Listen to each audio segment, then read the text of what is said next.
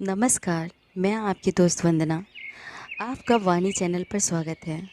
यह मेरा एक प्रयास है आप सबको साहित्य से जोड़ने की और इस कथानक के परिदृश्य में आप सबको पहुंचाने की। इसके लिए आप हमसे जुड़िए और हमारे चैनल को लाइक शेयर सब्सक्राइब करें। फिर आज हम शुरू करते हैं प्रेमचंद जी का उपन्यास गोदान। बैल तो 50 रुपए के भी आए, 100 के भी आए, लेकिन गाय के लिए इतनी बड़ी रकम किसान क्या खा के खर्च करेगा। यह तो ग्वालों का ही कलेजा है कि जो उंगलियों रुपए गिन आते हैं। गाय क्या है, साक्षात देवी का रूप है। दर्शकों आलोचकों का तांता लगा हुआ था और होरी दौड़ दौड़ कर सबका सत्कार कर रहा था।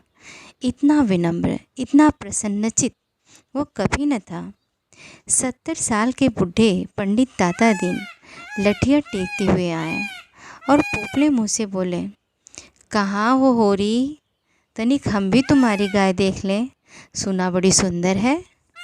होरी ने दौड़कर पालागान किया और मन में अभिमान में उल्लास का आनंद उठाता हुआ बड़े सम्मान से पंडित जी को आंगन में ले गया। महाराज ने गऊ को अपनी पुरानी अनुभवी आंखों से देखा। सींगे देखी, थन देखा, पुट्ठा देखा और घनी सफ़ेद भौहों के नीचे छिपी हुई आंखों में जवानी की उमंग भरकर बोले, कोई दोष नहीं बेटा, बाल भौरी सब ठीक। भगवान चाहेंगे तो तुम्हारे भाग खुल जाएंगे। ऐसे अच्छे लक्षण हैं कि वाह, बस रातीब न कम होने पाए। एक एक बाछा 100-100 का होगा। होरी ने आनंद के सागर में डुबकियाँ खाते हुए कहा, सब आपका आशीर्वाद है दादा। दाता दीन ने सुरती की पीक थूकते हुए कहा, मेरा आशीर्वाद नहीं है बेटा, भगवान की दया है। यह सब प्रभु की दया है। रुपए नकद दिए? होरी ने बेपैर की उड़ाई। अपने महाजन के सामने भी अपने समृद्धि प्रदर्शन का ऐसा अवसर पाकर वह कैसे छोड़े। टके की नई टोपी सिर पर रखकर जब हम अकड़ने लगते हैं, जरा देर के लिए किसी सवारी पर बैठकर जब हम आकाश में उड़ने लगते हैं, तो इतनी बड़ी विभूति पाकर क्यों न उसका दिमाग आसमान पर चढ़े। बोला ऐसा भलमानस नहीं है महाराज। नगद गिनी पूरी चौकस। अपने महाजन के सामने यह टींग मारकर होरी ने नादानी तो की थी, पर दाता दीन के मुख पर असंतोष का कोई चिन्ह न दिखाई दिया। इस कथन में कितना सत्य है, यह उनकी उन बुझी हुई आंखों से छिपा न रह सका, जिनमें ज्योति की जगह अनुभव छिपा बैठा था। प्रसन्न होकर बोले, कोई हरज नहीं, भगवान सब कल्याण करेंगे। 5 सेर दूध है, इसमें बच्चे के लिए छोड़कर। धनिया ने तुरंत टोका, अरे नहीं महाराज, इतना दूध कहाँ, बुढ़िया तो हो गई है, फिर यह रातीब कहाँ धरा है। दाता दिन ने मर्म भरी आंखों से देखकर उसकी सतर्कता को स्वीकार किया, मानो कह रहे हो, गृहिणी का यही धर्म है, सीटना मर्दों का काम है, उन्हें सीटने दो। फिर रहस्य भरे स्वर में बोले, बाहर न बांधना, इतना कहे देता हूँ। धनिया ने पति की ओर विजयी आंखों से देखा, मानो कह रही हो, लो अब तो मानोगी। दाता दिन से बोली, नहीं महाराज, बाहर क्यों बांधेंगे, भगवान दे तो इसी आंगन में 3 गाय और बन सकती हैं। सारा गांव देखने आया, नहीं आए तो शोभा और हीरा जो अपने सगे भाई थे। होरी के हृदय में भाइयों के लिए अब भी कोमल स्थान था। वह दोनों आकर देख लेते और प्रसन्न हो जाते, तो उसकी मनोकामना पूरी हो जाती। साँझ हो गए, दोनों पुर लेकर लौट आए। इसी द्वार से निकले, पर पूछा कुछ नहीं। होरी ने डरते डरते धनिया से कहा, न शोभा आया न हीरा, सुना न होगा। धनिया बोली, तो यहाँ कौन उन्हें बुलाने जाता है। तो बात तो समझती नहीं, लड़ने के लिए तैयार रहती है, भगवान ने जब यह दिन दिखाया है तो हमें सिर झुकाकर चलना चाहिए। आदमी को अपने सगों के मुंह से अपनी भलाई बुराई सुनने की जितनी लालसा होती है, बाहर वाले के मुंह से नहीं। फिर अपने भाई लाख बुरे हों, हैं तो अपने ही भाई। अपने हिस्से बिखरे के लिए सभी लड़ते हैं, पर इससे खून थोड़े ही बढ़ जाता है। दोनों को बुलाकर दिखा देना चाहिए। नहीं कहेंगे गाय लाए, हमसे कहा तक नहीं। धनिया ने नाक सिकोड़ कर कहा, मैंने तुमसे 100 बार 1000 बार कह दिया, मेरे मुंह पर भाइयों का बखान न किया करो। उनका नाम सुनकर मेरे देह में आग लग जाती है। सारे गांव ने सुना, क्या उन्होंने न सुना होगा? कुछ इतनी दूर भी नहीं रहते, सारा गांव देखने आया। उन्हीं के पाँव में मेहंदी लगी हुई थी, मगर आए कैसे? जलन हो रही होगी कि इसके घर गाय आ गए, छाती फटी जाती होगी। दिया बत्ती का समय आ गया था। धनिया ने जाकर देखा तो बोतल में मिट्टी का तेल न था। बोतल उठाकर तेल लाने चली गई। पैसे होते तो रूपा को भेजती, उधार लाना था। कुछ मुँह देखी कहेगी, कुछ लल्लो चप्पो करेगी, तभी तो तेल उधार मिलेगा। होरी ने रूपा को बुलाकर प्यार से गोद में बैठाया और कहा, जरा जाकर देख, हीरा काका आ गए कि नहीं। शोभा काका को भी देखती है ना, कहना दादा ने तुम्हें बुलाया है, ना आए तो हाथ पकड़कर खींच लाना। रूपा ठुनक कर बोले, छोटी काकी मुझे डांटती हैं। काकी के पास क्या करने जाएगी? फिर शोभा बहू तो तुझे प्यार करती है। शोभा काका मुझे चिढ़ाते हैं, मैं न जाऊंगी। क्या कहते हैं बता? चिढ़ाते हैं। अरे क्या कहकर चिढ़ाते हैं? कहते हैं तेरे लिए मूस पकड़ रखा है, ले जा भूनकर खा ले। होरी के अंत स्थल में गुदगुदी हुई। तू कहती नहीं, पहले तुम खा लो तो मैं खाऊंगी। अम्मा मना करती है, कहती है उन लोगों के घर न जाया कर। तू अम्मा की बेटी है कि दादा की? रूपा ने उसके गले में हाथ डालकर कहा, अम्मा की, और हंसने लगी। तो फिर मेरी गोद से उतर जा, आज मैं तुझे अपनी थाली में न खिलाऊंगा। घर में एक ही फूल की थाली थी। होरी उसी थाली में खाता था। थाली में खाने का गौरव पाने के लिए रूपा होरी की साथ खाती थी। इस गौरव का परित्याग कैसे करे? हुमक कर बोली, अच्छा तुम्हारी, तो फिर मेरा कहना मानेगी कि अम्मा का? तुम्हारा, तो जाकर हीरा और शोभा को खींच ला। और अम्मा जो बिगड़े, अम्मा से कहने कौन जाएगा? रूपा कूदती हुई हीरा के घर चली।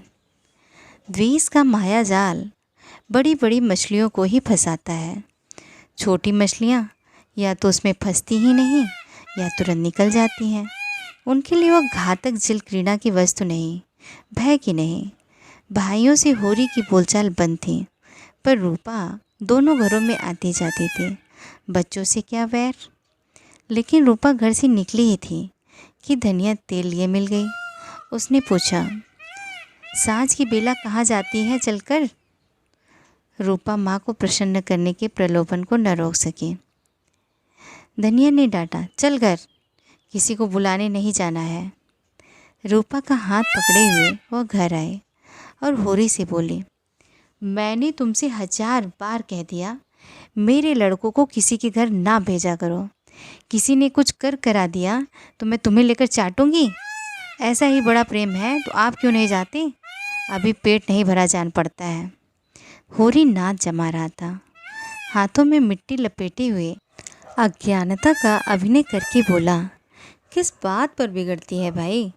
यह तो अच्छा नहीं लगता कि अंधे कुकुर की तरह हवा को भूखा करे। धनिया को कुप्पी में तेल डालना था। इस समय झगड़ा न बढ़ाना चाहते थे। रूपा भी लड़कों में जा मिले। पहर रात से ज़्यादा जा चुकी थी। नाद गड़ चुकी थी। सानी और खली डाल दी गई थी। गाय मन मारे उदास बैठे थे, जैसे कोई वधू ससुराल आई हो। नाद में मुंह तक न डालते थे। होरी और गोबर खाकर आधी आधी रोटियां उसके लिए लाए, पर उसने सूंघा तक नहीं। मगर यह कोई नई बात न थी। जानवरों को भी बहुधा घर छूट जाने का दुख होता है। होरी बाहर खाट पर बैठकर चीलम पीने लगा तो फिर भाइयों की याद आई। नहीं, आज इस शुभ अवसर पर वो भाइयों की उपेक्षा नहीं कर सकता। उसका हृदय यह विभूति पाकर विशाल हो गया था। भाइयों से अलग हो गया है तो क्या हुआ, उनका दुश्मन तो नहीं है। यही गाय 3 साल पहले आई होती तो सभी का उस पर बराबर अधिकार होता, और कल को यही गाय दूध देने लगेगी तो क्या वह भाइयों के घर दूध न भेजेगा या दही न भेजेगा? ऐसा तो उसका धर्म नहीं। भाई उसका बुरा चेते, वह क्यों उनका बुरा चेते? अपनी अपनी करनी तो अपने अपने साथ है। उसने नारियल खाट के पाए से लगा कर रख दिया और हीरा के घर की ओर चला। शोभा का घर भी उधर ही था। दोनों अपने अपने द्वार पर लेटे हुए थे। काफ़ी अंधेरा था। होरी पर उनमें से किसी की निगाह नहीं पड़ी। दोनों में कुछ बातें हो रही थी। होरी ठिठक गया और उनकी बातें सुनने लगा। ऐसा आदमी कहाँ है जो अपनी चर्चा सुनकर टाल जाए? हीरा ने कहा, जब तक एक में थे एक बकरी भी नहीं ली, अब पछाई गाय ली जाती है। भाई का हक मारकर किसी को फलते फूलते नहीं देखा। शोभा बोला, यह तुम अन्याय कर रहे हो हीरा। भैया ने एक एक पैसे का हिसाब दे दिया था। यह मैं कभी न मानूंगा कि उन्होंने पहले की कमाई छिपा रखी थी। तुम मानो चाहे न मानो, है यह पहले की कमाई। किसी पर झूठा इल्ज़ाम न लगाना चाहिए। अच्छा, तो ये रुपए कहाँ से आ गए? कहाँ से खून बरस पड़ा? उतने ही खेत तो हमारे पास भी हैं, उतनी ही उपज हमारी भी है। फिर क्यों हमारे पास कफन को कौड़ी नहीं और उनके घर नई गाय आती है? उधार लाए होंगे। भोला उधार देने वाला आदमी नहीं है। कुछ भी हो, गाय है बड़ी सुंदर। गोबर लिए जाता था तो मैंने रास्ते में देखा। बेईमानी का धन जैसे आता है वैसे ही जाता है। भगवान चाहेंगे तो बहुत दिन तक गाय घर में न रहेगी। होरी से और न सुना गया। वह बीती बातों को बिसार कर अपने हृदय में स्नेह और सौहार्द भरे भाइयों के पास आया था। इस आघात ने जैसे उसके हृदय में छेद कर दिया और वह रस भाव उसमें किसी तरह नहीं टिक रहा था। लत्ते और चिथड़े ठूस कर अब उस प्रवाह को नहीं रोक सकता। जी में एक उबाल आया कि उसी क्षण इस आक्षेप का जवाब दे, लेकिन बात बढ़ जाने के भय से चुप रह गया। अगर उसकी नीयत साफ है तो कोई कुछ नहीं कर सकता। भगवान के सामने वह निर्दोष है। दूसरों की उसे परवाह नहीं। उल्टे पांव लौट आया और वह जला हुआ तंबाकू पीने लगा। लेकिन जैसे वह विष प्रतिक्षण उसकी धमनियों में फैलता जाता था। उसने सो जाने का प्रयास किया पर नींद न आई। बैलों के पास जाकर उन्हें सहलाने लगा। विष शांत ना हुआ। दूसरी चिलम भरी, लेकिन उसमें भी कुछ रस न था। विष ने जैसे चेतना को आक्रांत कर दिया हो। जैसे नशे में चेतना एकांगी हो जाती है। जैसे फैला हुआ पानी एक दिशा में बहकर वेगवान हो जाता है, वही मनोवृत्ति उसकी हो रही थी। उसी उन्माद की दशा में वह अंदर गया। अभी द्वार खुला हुआ था। आंगन में एक किनारे चटाई पर लेटी हुई धनिया सोना से देह दबवा रही थी और रूपा, जो रोज़ सांझ होते ही सो जाती थी, आज खड़ी गाय का मुँह सहला रही थी। होरी ने जाकर गाय को खूंटे से खोल लिया और द्वार की ओर ले चला। वह इस वक्त गाय को भोला के घर पहुंचाने का दृढ़ निश्चय कर चुका था। इतना बड़ा कलंक सिर पर लेकर वह अब गाय को घर में नहीं रख सकता, किसी तरह नहीं। धनिया ने पूछा, कहाँ लिए जाते हो रात को? होरी ने एक पग बढ़ाकर कहा, ले जाता हूँ भोला के घर, लौटा दूँगा। धनिया को विस्मय हुआ। उठकर सामने आ गई और बोली, लौटा क्यों दोगे? लौटाने के लिए ही लाए थे? हाँ, इसके लौटा देने में ही कुशल है। क्यों, बात क्या है? इतने अरमान से लाए, अब लौटाने जा रहे हो? क्या भोला रुपए मांगते हैं? नहीं, भोला यहाँ कब आया? तो फिर क्या बात हुई? क्या करेगी पूछकर? धनिया ने लपक कर पगहिया उसके हाथ से छीन ली। उसकी चपल बुद्धि ने जैसे उड़ती हुई चिड़िया पकड़ ली। बोली, तुम्हें भाइयों का डर हो तो जाकर उनके पैरों पर गिरो। मैं किसी से नहीं डरती। अगर हमारी बढ़ती देखकर किसी की छाती फटती है तो फट जाए, मुझे परवाह नहीं है। होरी ने विनीत स्वर में कहा। धीरे धीरे बोल महारानी, कोई सुने तो कहे ये सब इतनी रात गए क्यों लड़ रहे हैं। मैं अपने कानों से क्या सुनाया हूँ तो क्या जाने। यहाँ चर्चा हो रही है कि मैंने अलग होते समय रुपए दबा लिए थे और भाइयों को धोखा दिया था। यही रुपए अब निकल रहे हैं। हीरा कहता होगा। सारा गांव कह रहा है, हीरा को क्यों बदनाम करूं? सारा गांव नहीं कह रहा है, अकेला हीरा कह रहा है। मैं अभी जाकर पूछती हूँ ना कि तुम्हारे बाप कितने रुपए छोड़कर मरे थे।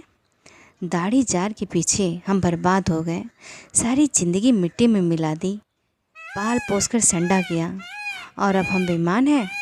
मैं कह देती हूँ, अगर गाय घर के बाहर निकली तो अनर्थ हो जाएगा। रख लिए हमने रुपए, दबा लिए। डंके की चोट पर कहती हूँ, मैंने हंडे भर असरफियाँ छिपा ली। हीरा और शोभा को जो करना है कर ले। क्यों न रुपए रख ले। दो संडों का ब्याह नहीं किया, गौना नहीं किया। होरी सिट पिटा गया। धनिया ने उसके हाथ से पगहिया छीन ली और गाय को खूंटे से बांधकर द्वार की ओर चली। होरी ने उसे पकड़ना चाहा, पर वह बाहर जा चुकी थी। वहीं सिर थाम कर बैठ गया। बाहर उसे पकड़ने की चेष्टा करके वह कोई नाटक नहीं दिखाना चाहता था। धनिया के क्रोध को खूब जानता था। बिगड़ती है तो चंडी हो जाती है, मारो काटो सुनेगी नहीं। लेकिन हीरा भी तो एक ही गुस्सेवर है, कहीं हाथ चला दे तो परले ही हो जाए। नहीं, हीरा इतना मूर्ख नहीं। मैंने कहाँ से कहाँ यह आग लगा दी। उसे अपने आप पर क्रोध आने लगा। बात मन में रख लेता तो क्यों यह टंटा खड़ा होता। सहसा धनिया का कर्कश स्वर कान में आया। हीरा की गरज भी सुन पड़ी, फिर पुन्नी की पैनी पीक भी कानों में पड़ी। सहसा उसे गोबर की याद आए। बाहर लपक कर उसकी खाट देखी, गोबर वहाँ न था। गजब हो गया, गोबर भी वहाँ पहुँच गया। अब कुशल नहीं, उसका नया खून है, न जाने क्या कर बैठे। लेकिन होरी वहाँ कैसे जाए? हीरा कहेगा, आप तो बोलते नहीं, जाकर इस डायन को लड़ने के लिए भेज दिया। कोलाहल प्रतिक्षण प्रचंड होता जाता था। सारे गांव में जाग पड़ गए। मालूम होता था कहीं आग लग गई है और लोग खाट से उठ कर बुझाने दौड़े जा रहे हैं। इतनी देर तक जो वह जब्त किए बैठा रहा, फिर न रहा गया। धनिया पर क्रोध आया। वह क्यों चढ़कर लड़ने गई? अपने घर में आदमी न जाने किसको क्या कहता है। जब तक कोई मुंह पर न कहे, यही समझना चाहिए कि उसने कुछ नहीं कहा। होरी की कृषक प्रकृति झगड़े से भागती थी। चार बातें सुनकर गम खा जाना इससे कहीं अच्छा है कि आपस में तनाजा हो। कहीं मारपीट हो जाए तो थाना पुलिस हो, बंदे बंदे फिरो, सबकी चिरौरी करो, अदालत की धूल फाको, खेती बाड़ी जहन्नुम में मिल जाए। उसका हीरा पर तो कोई बस न था।